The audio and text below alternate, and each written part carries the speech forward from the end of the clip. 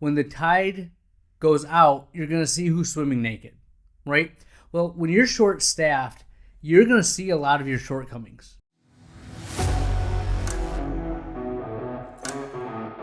All right, my friends, the Ultimate OD Podcast, very fun episode for you. I share some of the things happening in my office in terms of quote-unquote bad days and how I'm using them to get better.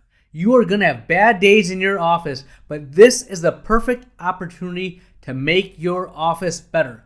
Let me tell you how. Closing thought of the episode, this is the Ultimate OD Podcast. Here we go.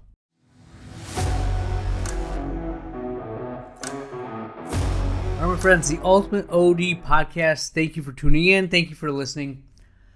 I've come to the realization that I don't have a lot of hobbies.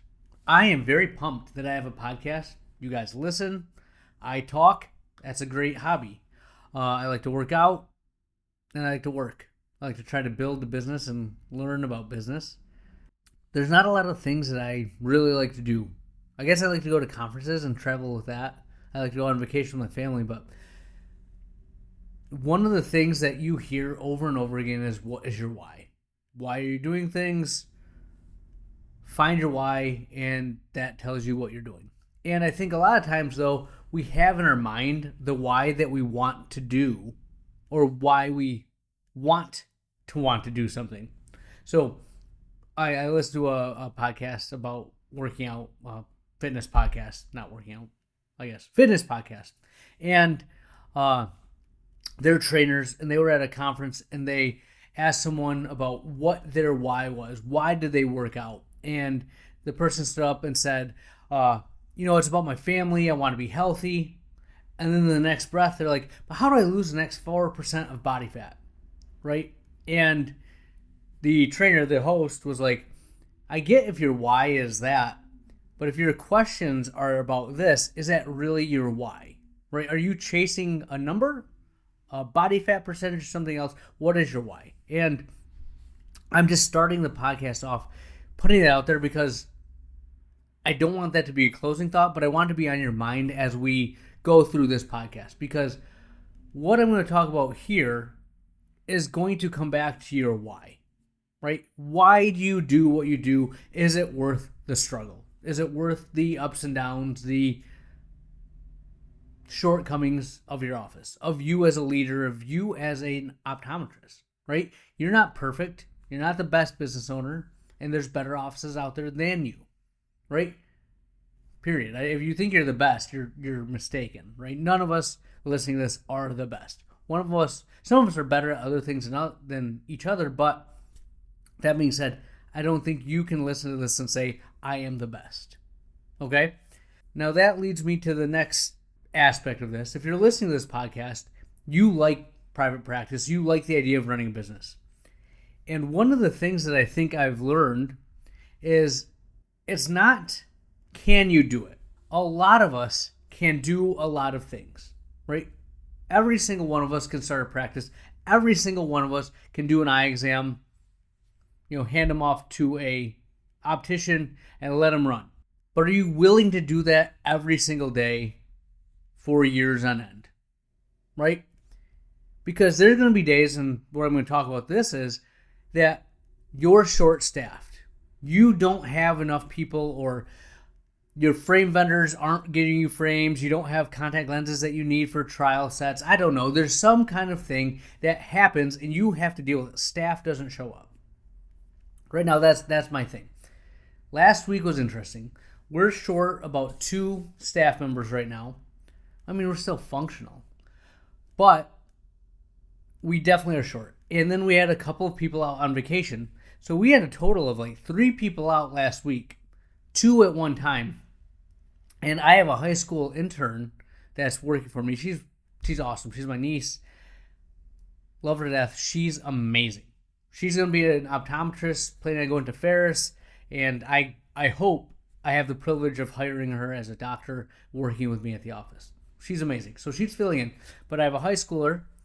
I have 2 of my newest people, and I have my office manager. And we did really good. We survived. But the the funny thing is, when you're short staffed, it's kind of like the saying in investing, when the tide goes out, you're going to see who's swimming naked, right? Well, when you're short staffed, you're going to see a lot of your shortcomings, right? The newer staff, they've been able to maintain and stay where they're at for the past 6 months because we had really good staff around them that covered up their inadequacies. Well, there's no one to cover for them, and you're expecting them to carry the rock, to do the main things. You see if they can handle it or not. I'd say we're about 50%. One of them did a pretty good job. The other one wasn't great. And it was eye-opening to me to see the evolution or the realization of, wow, I've been tolerating this because everything else around them made this person, their weaknesses not show up. And you may notice that in a staff member, or you may notice it in your office protocol, your procedures. When you have times where you're short-staffed or things aren't going great, you can see it as like, why do I do this? I want to quit. I don't even know why I signed up for private practice. Or you can have my perspective, my mentality is, this is awesome. This is giving me a view into where I'm weak, what I need to shore up, what I need to be better at. Now, in the past, when I'm short-staffed, and I'm using short-staffed as a thing, you, again, use it whatever variable you want to have in your practice that isn't going great. But when I'm short-staffed, my go-to was, I'm going to down schedule. We don't have enough people. We need to down schedule so we don't overwhelm my staff. Well, what I've come to realize is, for my office, for me, that's not the mentality to go. You do it, and then, I don't want to say they get lazy, but they get comfortable in doing less, right? Their standard is now lowered, and like, I can make the same amount of money, and this is the work I have to do. No, not how I do it anymore. I know that I can still see patients. I have a technician. I get them worked up. They come to see me. Now, if they're getting contacts, really shouldn't affect us. If it's going into optical, that's going to be an issue, right? Do we have enough opticians to service them and we're not going to lose sales? Well, when we started cold 13 years ago, we had one optician for one patient, and they give them one-on-one attention. That was setting us apart. The problem with that is it doesn't scale. You need one optician to be able to deal with 2 or 3 patients at a time. 3 is a lot if you're really busy and they're doing what you need, but 2 at least, right? And that's the mentality I have, is we're going to keep seeing patients and we'll go and see what happens. And you know what happened? Sales were great. We haven't dropped. We're doing fine. But we did see other areas of concern. One, our staff isn't as strong as it could be. We need to have a certain level of competency to work at our office. I thought we could sacrifice a little and the whole of the team would carry the weak performers and we could get by. Well, when the weak performers are left to perform on their own, it doesn't go well. So we now have a minimum level of competency that we will hire for. And the beauty of this is my managers know they're going to have to work with these people. They're the ones that are responsible for training them. They have them reporting to them. They have to get them to do the work. The past 2 hires we've made, they do all the interviews. They do the evaluation, and I put it on them. The great part about that is I have more time to do what matters, and they're hiring the people they can work with. Now, again, I sign off on everything. At some point, I meet the staff member before they're hired, but we're more efficient, and they know what they're looking for. Win, right? We embrace that and know that's now part of our office identity. This is what we expect you to do. And we convey that to the staff members that we have. Expectations are now set. All right, one area of improvement.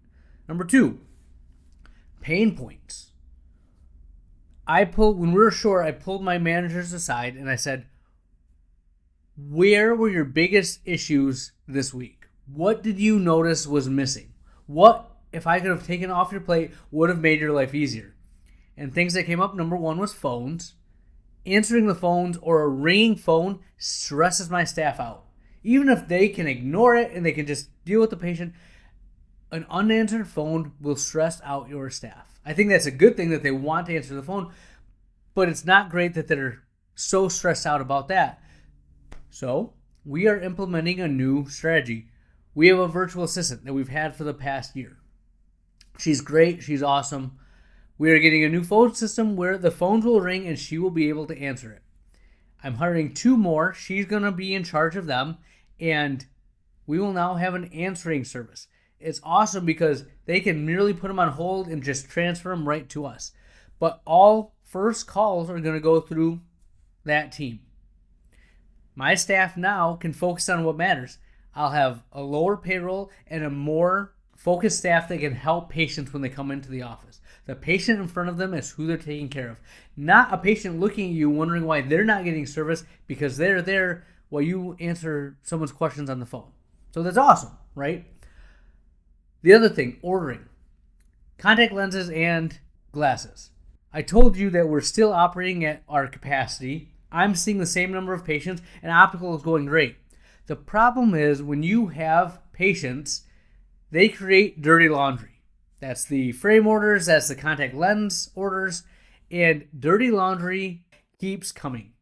You wash it, and you know what happens? It gets dirty again. And every single week, you have more laundry, and it sucks. You have to keep folding it, washing it. It's ridiculous, right? If I could just have new clothes, not have to do that, not going to happen, right? You can't just have an endless supply of clothes and just toss it when you're done. I wish I could. Maybe someday I'll be successful enough where I never have to wear the same clothes twice. I wouldn't do that mainly because I am a creature of habit. Half the shirts I wear until they disintegrate because I don't like things that are new that don't fit the same way. All right, tangent. Take that away. Ordering. Again, what can we do? Virtual assistants are already doing our contact lens orders, which is nice, but we're going to get them to do our glasses orders. Again, we could have made this change a year ago. We could have been doing this, but we didn't realize it until we had the pain of being short-staffed, putting it all on their plates. When you can spread it amongst everyone, it doesn't seem so bad. But when there's one person doing it, you see where the shortcomings are, right? The other thing about that is our service, right?